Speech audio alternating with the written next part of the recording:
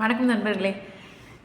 சில சமயம் செய்தித்தாளில் படிக்கிற சில செய்திகள்லாம் பார்க்கும் பொழுது, இவங்க ஏன் இப்படி ஒரு முட்டாள்தனமான காரியத்தை செஞ்சுட்டாங்க அப்படின்னு தோணும். அதாவது சொத்தில் பங்கு கேட்டு கோபத்தில் தரம் மறுத்த தந்தையை அல்லது தாயை கொலை செய்த வாலிபர் அப்படிங்கிற மாதிரிலாம் வரும். ஒரு விதத்தில் பார்க்கும் பொழுது இவங்களுக்கு அந்த குற்றம் நிரூபிக்கப்பட்டு சிறை தண்டனை அடைந்து மீண்டும் திரும்பி வரும்பொழுது அந்த தாய் தந்தையர் உயிரோடு இருந்து அவங்க உயில் எழுதி வைக்கிறாங்களோ இல்லை உயில் எதுவும் எழுதி வைக்காமல் இறந்து போயிருந்தாலும் சரி, இந்த வாரிசாக இருக்கக்கூடியவர் கொலை செய்தார், இந்த யாருடைய சொத்தை இவர் வாரிசாக அடைய வேண்டுமோ அவர் கொலை செஞ்சார் இல்லை கொலை செய்ய தூண்டினார் அப்படிங்கிறது நிரூபிக்கப்பட்டிருந்தால் அந்த சொத்துரிமையை அடைவதற்கான தகுதி அவருக்கு கிடையாது அப்படிங்கிறது தான் இந்து வாரிசுரிமை சட்டம் சொல்கிறது.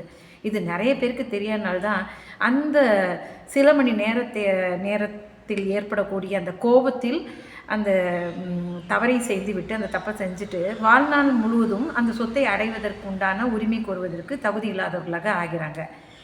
அதே போல் இந்த இந்து மதத்திலேருந்து ஒருத்தர் வேற்று மதத்திற்கு மாறிடுறான்னு வச்சுக்கோங்க.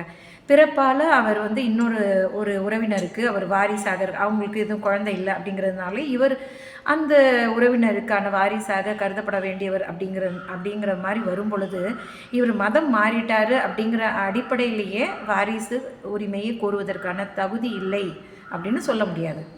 ஏன்னா பிறப்பால் இவர் இந்துவாக தான் பிறக்கிறார். அதனால மதம் மாறிட்டார் அப்படிங்கிறதுக்காகவே அவர் அவருடைய உறவினருடைய சொத்தில் உரிமை கோருவதற்கான தகுதியை இழந்துவிட மாட்டார் அப்படிங்கிறது தான். ஆனால் இதுவே அவருடைய குழந்தைக்கு அந்த உறவினரோட சொத்தில் பங்கு கேட்குறக்க உரிமை கோருவதற்கான தகுதி இல்லை. ஏன்னா அவரோட அப்பா வேற்று மதத்தை சேர்ந்தவர் அப்படிங்கிறதுக்காக தான்.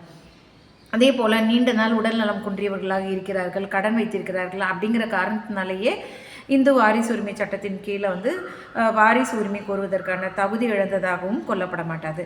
சரிங்க, வாரிசே இல்லை, ஒருத்தர் நிறைய சொத்து வச்சுருக்கிறாரு அப்படின்னா என்ன செய்கிறது அப்படின்னா, அது போன்ற சொத்துக்கள் வாரிசு உரிமை கூறுவதற்கு யாருமே தகுதி அந்த இந்து வாரிசு உரிமை சட்டத்தில் சொல்லியிருக்கிறாங்க இல்லையா, யார் யார் கிளாஸ் 1 கிளாஸ் 2 லீகல் ஆசனும் வரிசைப்படுத்தியிருக்காங்க.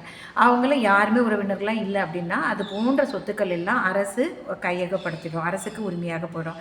இது போன்ற சொத்துக்களை எல்லாம் நிர்வாகம் செய்வதற்காகத்தான் administrative general and official trustee அப்படிங்கிற ஒருத்தர் ஒரு அரசு அதிகாரி இருக்கிறாங்க.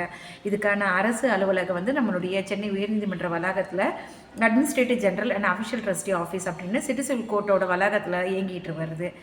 நான் நீதிபதியாக இருக்கும் பொழுது நான் டெப்டி துணை deputy administrative general and official trustee அதுவாக நான் பணி செய்திருந்தேன். அந்த காலகட்டத்தில் நம்மளுடைய மறைமலை அடிகளார் அவருடைய உயிலை பார்ப்பதற்கும் புகழ்பெற்ற வழக்கறிஞர் எத்திராஜ் காலேஜை தோற்றுவிச்சார் இல்லையா, அவருடைய உயிலை பார்ப்பதற்கான சந்தர்ப்பங்கள்லாம் அமைஞ்சது. ஸோ இது போல் சொத்து வாரிசு யாருமே இல்லைன்னா அரசுக்கு போய் சேரும்.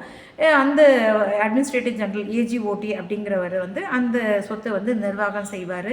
அதில் ஏதாவது செய்ய வேண்டியது அந்த உயில் எழுதி வச்சுட்டு இறந்துருப்பாங்க இல்லையா, அவங்க என்னெல்லாம் சொல்லியிருக்காங்களோ அந்த கட்டளைகள் எல்லாம் நீதிமன்றத்தின் உயர்நீதிமன்றத்தின் உத்தரவு பெற்று அதெல்லாம் நிறைவேற்றவும் செய்வார்.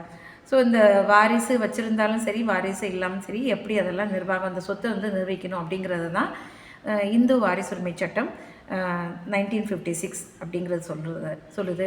இதில் முக்கியமாக ஒரு இந்து பெண் அந்த சொத்துக்களை அடையும் பொழுது அவளுக்கு என்ன மாதிரியான சங்கடங்கள்லாம் நேருது அப்படிங்கிறத நம்மளுடைய அடுத்த பதிவில் பார்ப்போம். இந்த நம்மளுடைய சங்கடம் தவிர்க்கும் சட்டம் யூடியூப் சேனலில் இந்த தகவல்லாம் பிடிச்சிருந்தா சப்ஸ்கிரைப் பண்ணுங்கள், லைக் பண்ணுங்கள், உங்களுடைய நண்பர்கள் உறவினர்களுக்கு ஷேர் பண்ணுங்கள்.